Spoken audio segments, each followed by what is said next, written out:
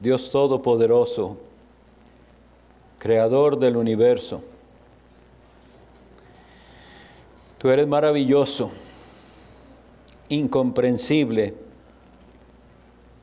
pero tú has querido revelarte a nosotros en la persona de tu Hijo Jesucristo. Y a tu Hijo Jesucristo lo conocemos en tu santa palabra, la Biblia. Por eso hoy nos acercamos a tu palabra, la Biblia, pidiendo que tu Espíritu Santo nos revele a Cristo y más de Cristo. Las necesidades que nosotros tenemos, tú no las ignoras, las presentamos ante ti. ¿Cuáles serán las penas de cada uno? Tú lo sabes. Los sufrimientos, las frustraciones, los temores y miedos y nuestros pecados. Te necesitamos, oh Dios. No permitas, Dios, te suplicamos que no permitas que salgamos de este lugar habiendo escuchado tu palabra, pero sin ser afectados por ella. Tu palabra dice que ella misma es como fuego. Usa, Señor, ese fuego en nuestros corazones. Tu palabra es como martillo que quebranta la piedra. Úsala, Señor, para derribar nuestro orgullo. Tu palabra es una espada de dos filos.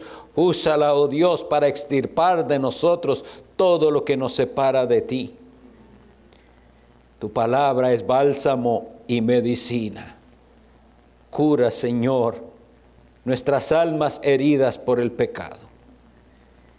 Y que así podamos adorarte a ti en espíritu y en verdad, como tú lo mereces y lo demandas. En el nombre de Jesús. Amén. Pueden tomar asiento. Los invito a abrir la Sagrada Escritura en el Evangelio según Mateo capítulo 5. Mateo 5. Estamos en una serie de enseñanzas en las bienaventuranzas del sermón llamado Sermón del Monte. Leemos entonces los 12 versículos como cada domingo y nos enfocamos en uno de ellos. Viendo la multitud, subió al monte y sentándose, vinieron a él sus discípulos. Y abriendo su boca les enseñaba diciendo: Bienaventurados los pobres en espíritu, porque de ellos es el reino de los cielos. Bienaventurados los que lloran, porque ellos recibirán consolación. Bienaventurados los mansos, porque ellos recibirán la tierra por heredad. Bienaventurados los que tienen hambre y sed de justicia, porque ellos serán saciados. Bienaventurados los misericordiosos, porque ellos alcanzarán misericordia. Bienaventurados los de limpio corazón, porque ellos verán a Dios. Bienaventurados los pacificadores, porque ellos serán llamados hijos de Dios. Bienaventurados los que padecen persecución por causa de la justicia, porque de ellos es el reino de los cielos. Bienaventurados sois cuando por mi causa os vituperen y os persigan y digan toda clase de mal contra vosotros, mintiendo. Gozaos y alegraos, porque vuestro galardón es grande en los cielos, porque así persiguieron a los profetas que fueron antes de vosotros. Que el Señor bendiga esta lectura de su santa palabra. Hoy vamos a concentrar la exposición de la palabra de Dios en el versículo 7 que dice: Bienaventurados los misericordiosos, porque ellos alcanzarán misericordia. Esta es la bienaventuranza para esta tarde. Y en cada ocasión en que hacemos la presentación de este tema, recordamos que es ser bienaventurado, tener la bendición de Dios. Esa es la mejor definición en mi opinión. Podemos decir feliz, dichoso, etcétera, pero como para la gente ser feliz y dichoso es tantas cosas, entendamos qué clase de dicha y de felicidad es ser bienaventurado. Es tener la bendición de Dios. Tienen la bendición de Dios los misericordiosos, porque ellos alcanzarán misericordia. Recordemos que estas 8 bienaventuranzas, y alguien me preguntaba por qué dije 8, si aparece 9 veces la palabra bienaventurado, pero ahí veremos que la última bienaventuranza, la que está en el versículo 10, es el mismo tema del versículo 11. Entonces realmente son 8 características que describen el carácter de los súbditos del reino de Dios y las bendiciones que ellos reciben. No tenemos que abordar esto como si fueran 8 grupos de personas, ¿verdad? No es como que unos son los pobres en espíritu, otros los que lloran, otros... No. Todos los súbditos del reino de Dios son lo que todas las bienaventuranzas dicen, a los cuales pertenece el reino, según la bienaventuranza primera. Los que han recibido y recibirán consolación, según la segunda bienaventuranza.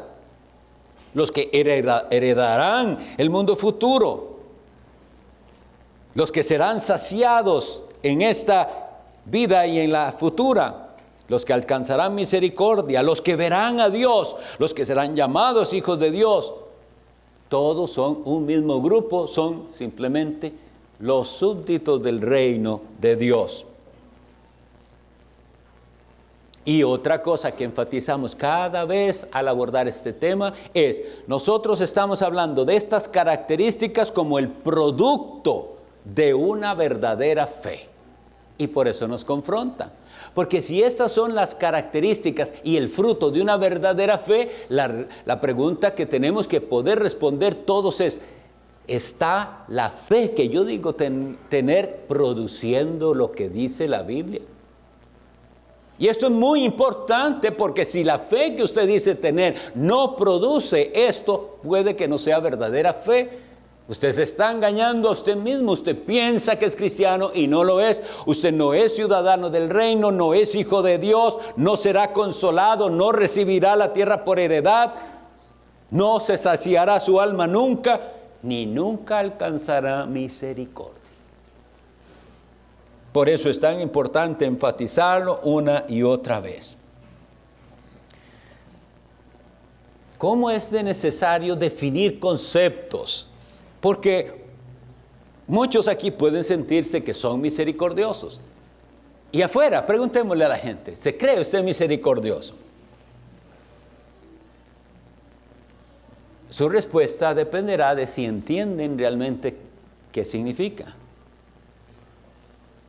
Porque no se trata de actos esporádicos de caridad. Ese es el concepto de misericordia del mundo. Es hacer el bien en algunas ocasiones. Yo he hablado con personas que me preguntan eso. Pero obviamente personas que no tienen mucho conocimiento, pero viera que me encontré a alguien en el parque y no tenía que comer y fui y le compré pan y un café. Hice bien, pastor. Claro que hizo bien ayudar al que se puede, pero ¿entienden qué hay detrás de eso? Yo me siento bueno, yo me siento que hice un acto de misericordia. Lo que pasa es que eso u otra cosa buena que usted haga, cualquier cosa. Ayudé a un cieguito que vi que estaba perdido y no encontraba y lo llevé hasta donde era. Actos así. Dar limosna, proveer alimentos, rescatar a alguien.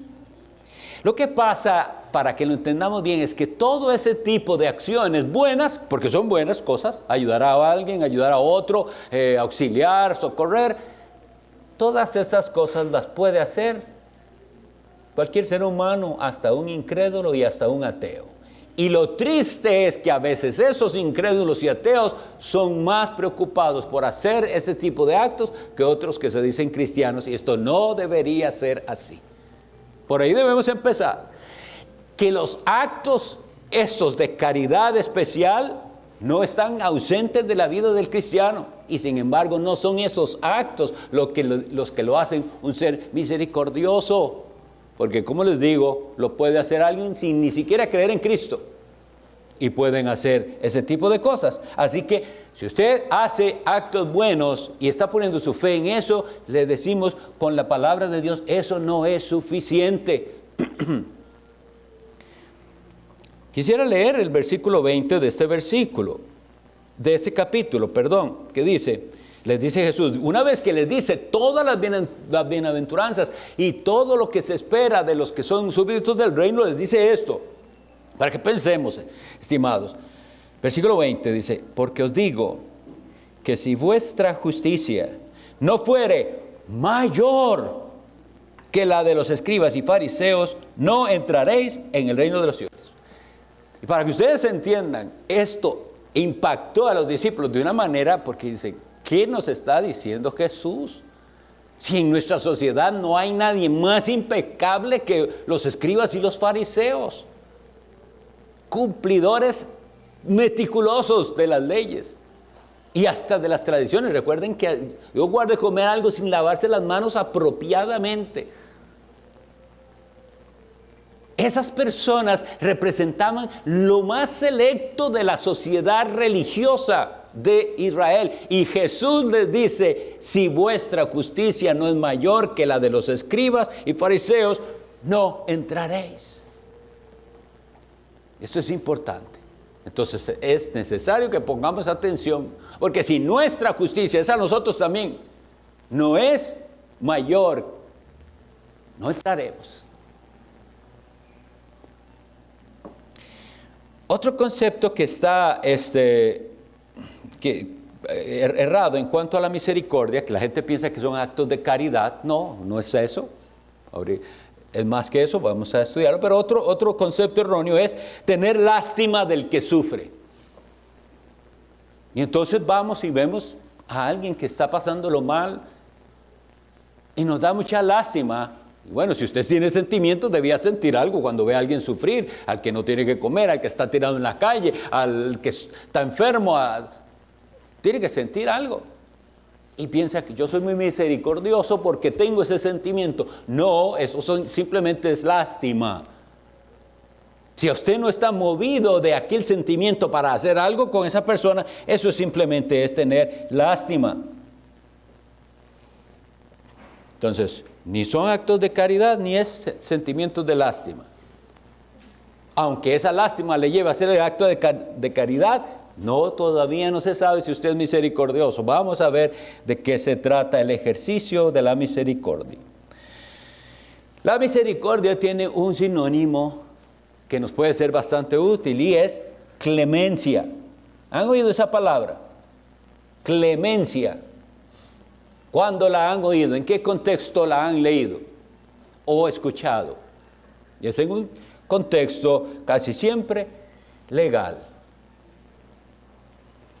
Hay alguien que es presentado con cargos y pruebas de esos cargos. Viene ante el juez o ante el jurado y se le hacen ciertas acusaciones a esa persona.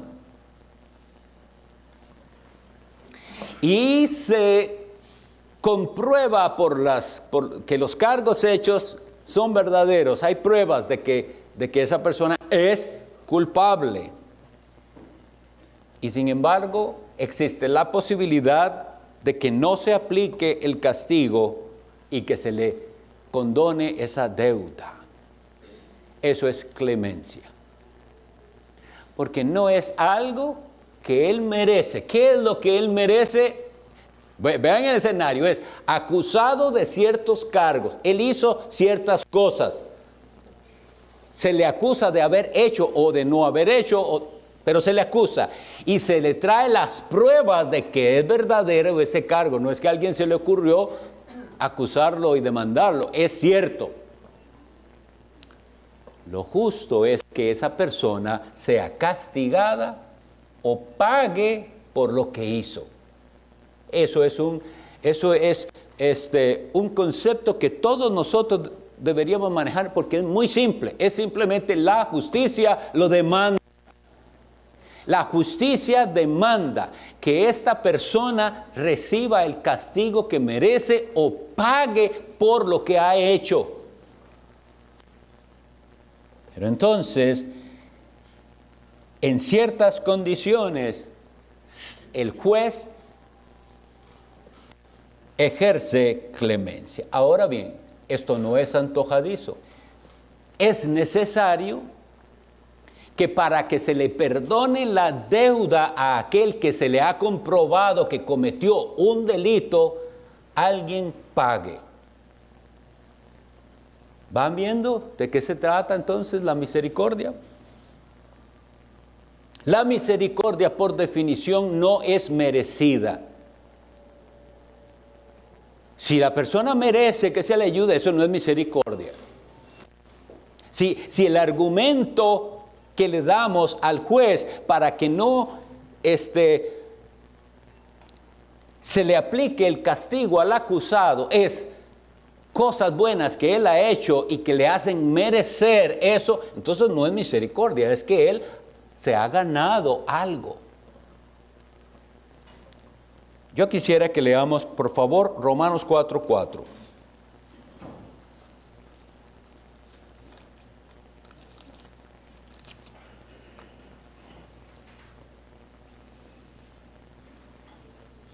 Romanos 4:4 dice así: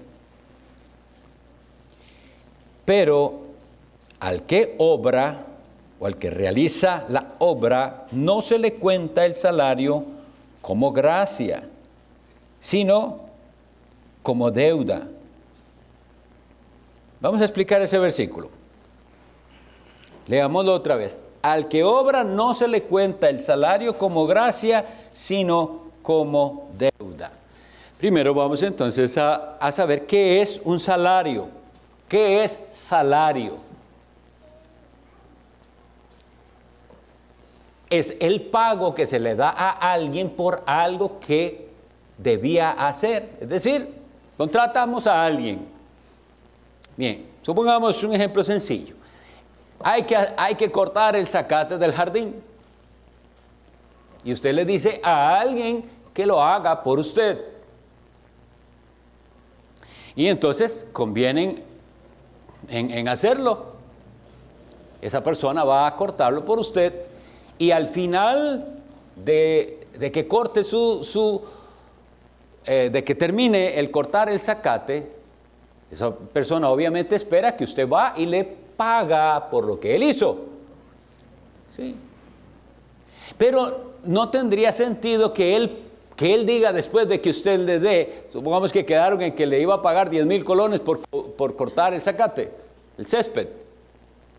Él no puede decir, qué misericordioso es don Alexander, me dio 10,000 colones. No, yo le estoy dando 10,000 colones por algo que él hizo, que le hizo merecer los 10,000 colones. ¿Comprenden el sentido? Él está recibiendo un pago. Ahora, si la persona no lo merece, ni ha hecho nada que le haga ser merecedor de aquel pago, entonces comenzamos a entender lo que es la gracia. La gracia primero, algo que se le da a alguien sin que esa persona lo merezca. Por eso dice el apóstol, al que obra no se le cuenta como salario, el salario como gracia. Ustedes que son empleados de alguien, que trabajan para alguien, cuando esa persona viene con el pago, usted no dice, qué misericordioso es mi patrono. No, usted sabe que está pagándole por sus servicios. Ahora, La gran diferencia de la gracia es que Él no me debe nada y me está dando. Nos vamos acercando entonces a estos dos conceptos importantísimos. Una vez que usted entiende eso, entiende este otro. Volvamos al caso de aquella persona contra la cual hay cargos. Hay cargos contra la persona y hay pruebas de que esa persona cometió lo que se le está acusando. El versículo de memorización de esta semana nos va a ayudar excelentemente para ilustrarles la misericordia. Gálatas 3:10.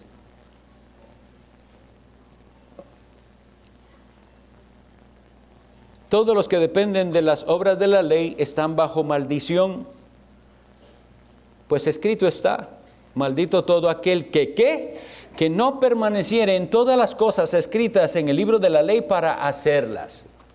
Entonces, oigan el cargo. Ahora, para que esto funcione, tiene usted que verse como el acusado. Usted y yo somos el acusado, el banquillo de los acusados. Se le dice, mire, no ha permanecido en todas las cosas escritas en el libro de la ley para hacerlas. Ok, se le acusa de no hacer todo lo que la ley dice y ahora vienen con las pruebas. Es cierto, no ha cumplido. Y como eso es así, dice la palabra de Dios, está bajo una maldición por no permanecer en todas las cosas escritas en el libro de la ley. Ahora, lo justo es que entonces ese acusado al cual se le demuestra que no ha cumplido, pague. Son solo dos cosas. ¿Tiene que pagar o alguien tiene que pagar? Nos vamos acercando entonces a la verdadera definición de misericordia. Algo que esa persona merece, pero se le está teniendo clemencia. Cuando nosotros vemos aquí ese carácter de los que son súbditos del reino de Dios, tenemos que pensar en nosotros mismos como súbditos del reino de Dios y objetos de misericordia. Dice, alcanzarán misericordia. Y se alcanzarán porque la misericordia la hemos recibido aquí y la alcanzaremos en el día final. Vamos a hacer un ejercicio y Dios con su Espíritu Santo nos capacite para vernos al explicarlo. Es decir, piense todo lo que yo voy a decir, las descripciones, trate de vivirlas para ver si esto penetra en nuestra mente y entonces aprendemos a apreciar la misericordia de Dios. Esto es para todo ser humano, porque todo ser humano estará frente a Dios en el día del juicio final. Todos. Entonces piense, es usted, es su turno. Yo me voy a poner. El ángel dice, Alexander León, pase adelante. Y entonces comienzan los cargos contra la persona. No ha cumplido la ley de Dios como debería. La persona piensa que en aquel día Dios lo que toma en cuenta es su mejor esfuerzo. Y dice, bueno, no lo hizo tan bien, pero se esforzó un poco, está bien. No funciona así. La ley de Dios es para cumplirla de manera perfecta. Y Santiago 2:10 dice, el que ofendiere en un punto se hace culpable de todos.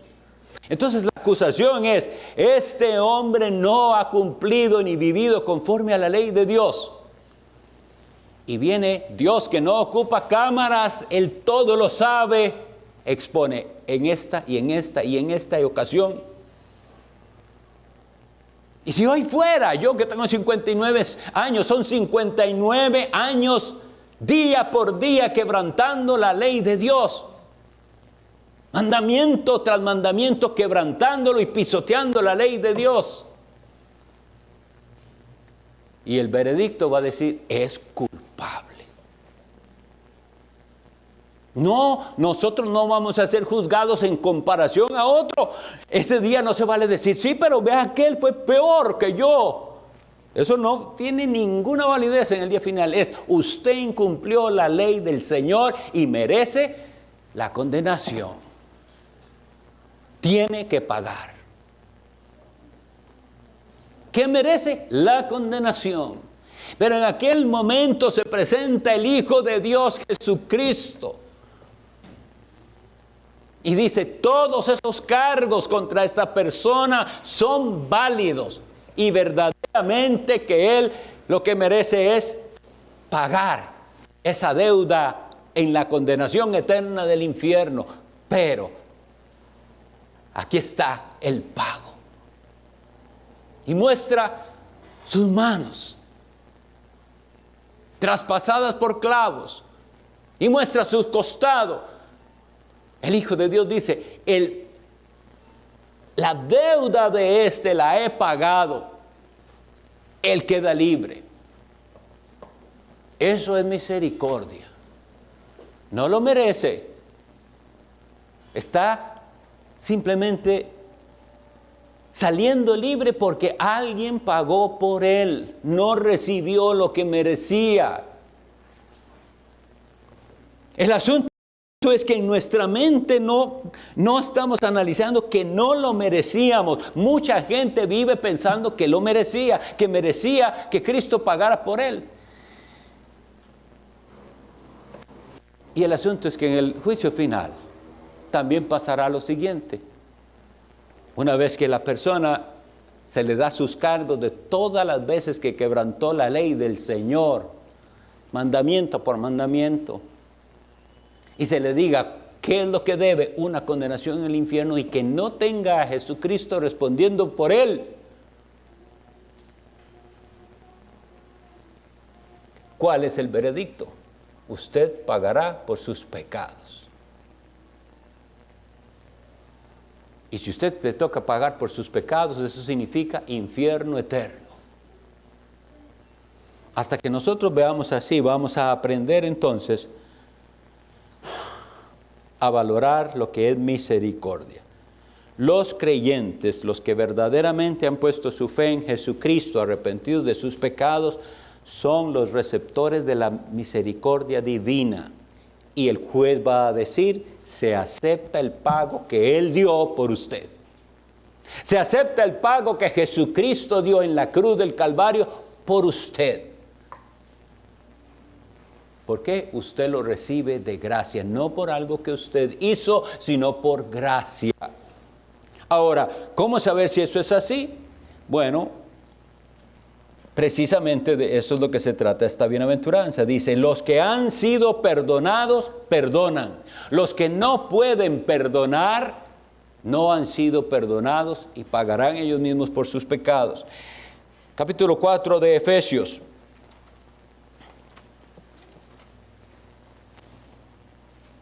Antes sed benignos unos con otros,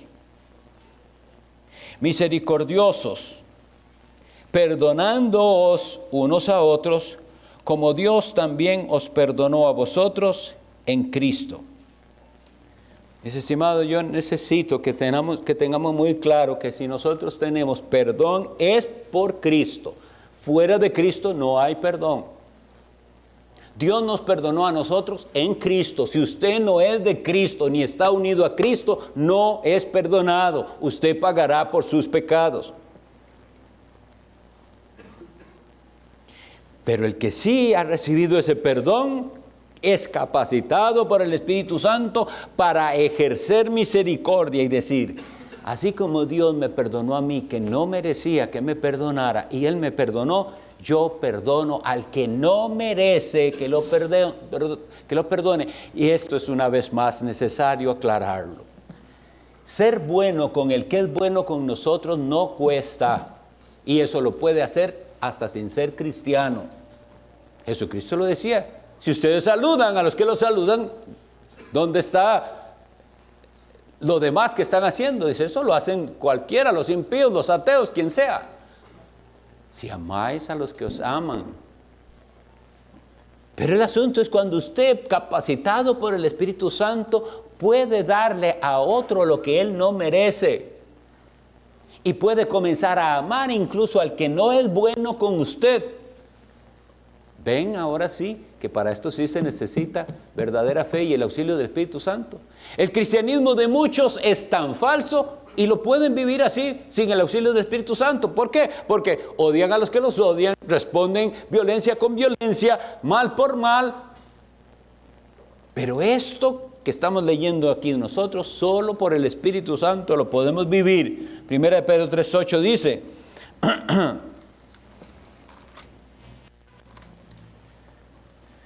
finalmente, sed todos de un mismo sentir, compasivos, amándoos fraternalmente, misericordiosos, amigables, no devolviendo mal por mal, ni maldición por maldición, sabiendo, dice, sino por el contrario, bendiciendo, sabiendo que fuisteis llamados para que heredaseis bendición.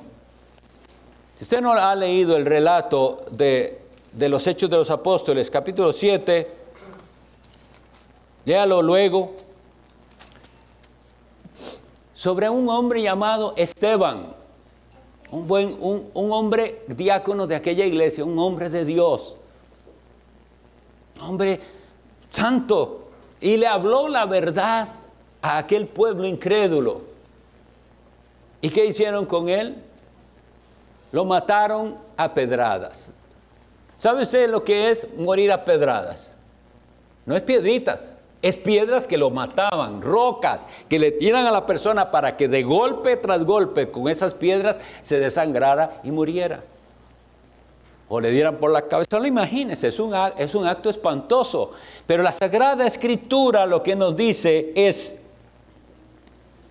que él, cuando lo apedreaban, invocaba al Señor Jesús, que era quien recibe su espíritu, y dice, y puesto de rodillas, clamó a gran voz.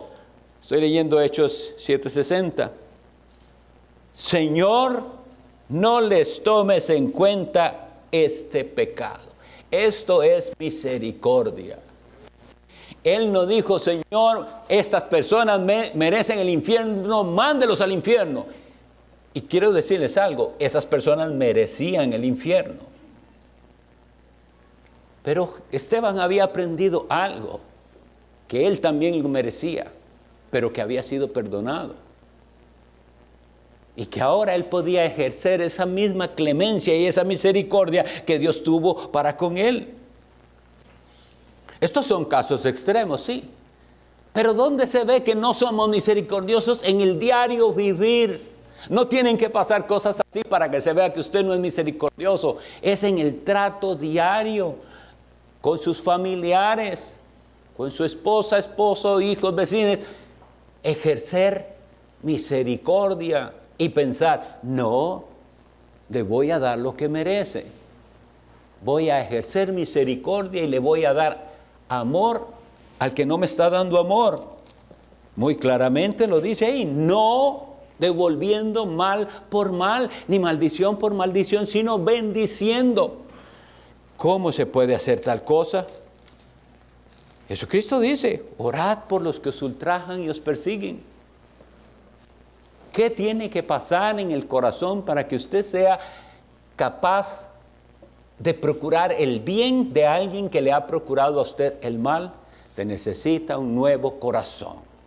Y esto, mis estimados, yo creo que es lo que muestra muy claramente que mucha gente que dice cristiana no lo es.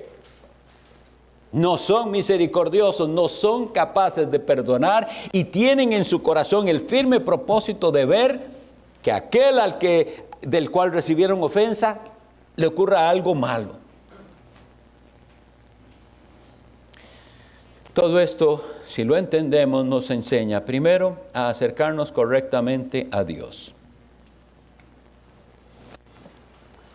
Vean que Dios ejerce misericordia con nosotros hoy mismo, porque hoy estamos vivos. Él está siendo misericordioso con nosotros al darnos una oportunidad más. Vean a Dios y los cargos que Él tiene contra nosotros, contra cada uno de nosotros. Vean los 2 mandamientos de la ley de Dios que resumen a todos los demás. Amarás al Señor tu Dios con toda tu alma y tu corazón y tu mente y con todas tus fuerzas. Usted está en el banquillo de los acusados y viene la acusación que dice: usted no ha amado a Dios con toda su alma, su corazón, su mente y sus fuerzas. No lo ha amado. Y comienzan los cargos. Comienzan las pruebas de ese cargo. Mire, el montón de veces que prefirió a algo más que a Cristo. Mire las veces que dedicó su tiempo a otras cosas y no a Dios. No ha amado a Dios. Prefiere otras cosas que a Dios. Culpable.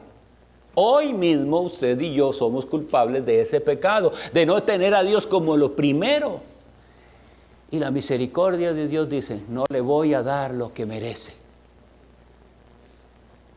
porque Jesús pagó por sus pecados. Y el otro mandamiento le dice: amarás a tu prójimo como a ti mismo. Esos son los cargos, las pruebas. Vea, mire la cantidad de veces que usted hizo todo pensando en usted mismo, prefiriendo su propia comodidad, incapaz de hacer sacrificios por alguien. Incluso aquellos que hacen bien a veces van de una vez pensando: ¿qué puedo obtener de aquel al que le estoy haciendo el favor? Culpable, y se prueba que es culpable. Pero entonces Jesús viene y no le da lo que usted merece, porque Él ha pagado en la cruz. Si el que entiende esto, y el que ha ido a Jesús diciéndole, hoy mismo puede ser ese día: Señor, ten misericordia de mí, no merezco que me recibas en tu reino, ten misericordia de mí. La gente tiene que aprender a cómo se acerca uno a Dios. Estamos rodeados de personas que mencionan a Dios y supuestamente se acercan a Dios y le hablan a Dios sin entender que Dios solo por misericordia nos puede escuchar. No tenemos el derecho de hablarle a Dios exigiéndole nada, sino pedirle misericordia. Y si usted se ha acercado a Dios pidiendo misericordia y creyendo en Jesús y en el sacrificio de Jesús, primero tiene que haber estado consciente de que usted tiene una deuda pendiente con Él. La mayoría de las personas no son conscientes de que tienen ninguna deuda con Dios. Y esa deuda va aumentando y aumentando conforme pasan los días, porque cada día usted añade pecados, como dice Romanos capítulo 2, versículo 6. Atesoras para ti mismo ira para el día de la ira y de la manifestación del justo juicio de Dios. Usted está haciendo cada vez más grande su deuda. Pero si usted va a Dios confiando en que Él es misericordioso y que por medio de Cristo le puede dar perdón, entonces usted descarga toda su pena y dice: he sido perdonado, he sido tratado con clemencia. Todas las veces que he ofendido a Dios, el pecado, como les digo, no se ve como debe ser, porque las personas piensan que el pecado y la gente lo dice: no ofenda a Dios, tal cosa. El pecado sí es una ofensa contra Dios, pero no es lo mismo que una ofensa contra alguien más. Cuando yo ofendo a alguien que es un ser humano, eso tiene una cierta magnitud humana. Pero cuando ofendo a Dios, que es infinito, la ofensa se hace infinita. Y cuando usted recibe de Dios el perdón, entonces ahí aprende usted a perdonar. La persona que ha sido ofendida es Dios. Usted y yo somos el ofensor y solo Jesucristo es el único que puede pagar por la deuda pendiente. Bienaventurados los misericordiosos, porque ellos alcanzarán misericordia. Nosotros recibimos esa misericordia aquí y ahora, en el presente, por la fe en Jesús. Y si usted la recibe por la fe en Jesús, la misericordia, usted puede decir: he sido perdonado. Eso le capacita para perdonar a otros, y el día final, cuando pase lo que traté de que figuráramos de ese juicio, alcanzará misericordia. Otro más de los que alcanzó misericordia. El entendimiento de esta verdad nos debe cambiar completamente la manera en que tratamos a todos los que nos rodean, que nos ofenden, que hacen cosas contrarias a nuestro bien. Y siempre cuando pensemos en personas que verdaderamente pudieran llamarse nuestros enemigos, que buscan nuestro mal, consideremos la primera posibilidad, que es muy buena, si oramos por esa persona que consideramos un enemigo o que nos hace daño. Dios pudiera cambiarlo y Él dejar de ser nuestro enemigo para hacerse nuestro amigo y hermano en Cristo, lo cual sería precioso y maravilloso. Dios tuvo misericordia de otro más, como tuvo misericordia de mí, y ahora tengo, en vez de un enemigo, un hermano más.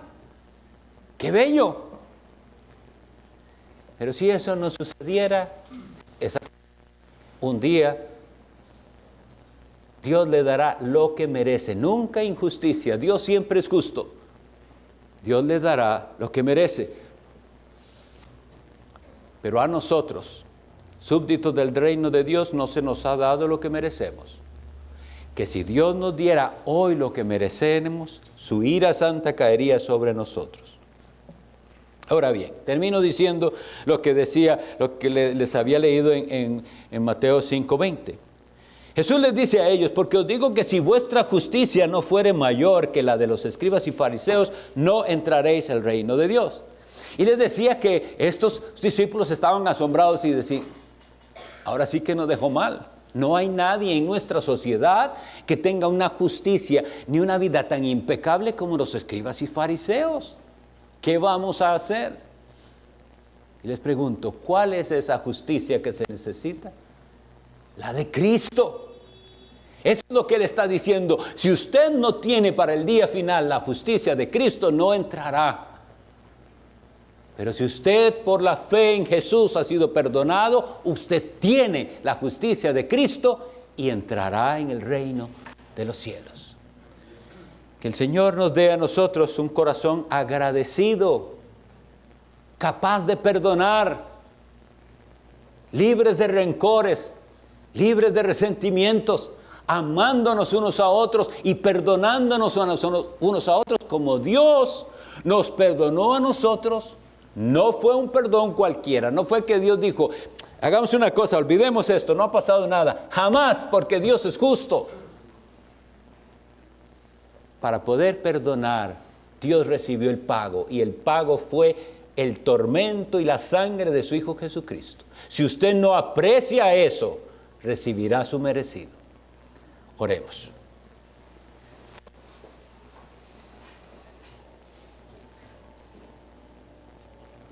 Señor Dios Padre Todopoderoso,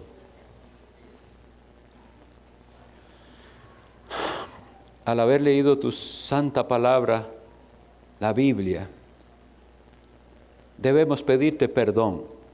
Cada uno de nosotros ha quebrantado tu santa ley miles de veces, cuando no la conocíamos, y aún ahora que la conocemos, tu ley, la quebrantamos. Y hoy clamamos como clamó el apóstol Pablo, diciendo: miserable de mí, ¿quién me librará? Y hoy recibimos la misma respuesta que él recibió: gracias a Dios por Jesucristo. Que cada uno de los que hemos estado aquí y hemos considerado tu palabra logre apreciar la misericordia, que no nos da lo que merecemos, y logremos valorar la justicia de Cristo que nos ha sido dada sin merecerla a nosotros. Oh Señor, haz la obra. Queremos ver el fruto de tu Santo Espíritu en nuestra vida. Queremos ver en nosotros una actitud y conducta que sea el producto de una fe verdadera. Santifica a tu pueblo, oh Dios, y haznos misericordiosos. En el nombre de Jesucristo. Amén.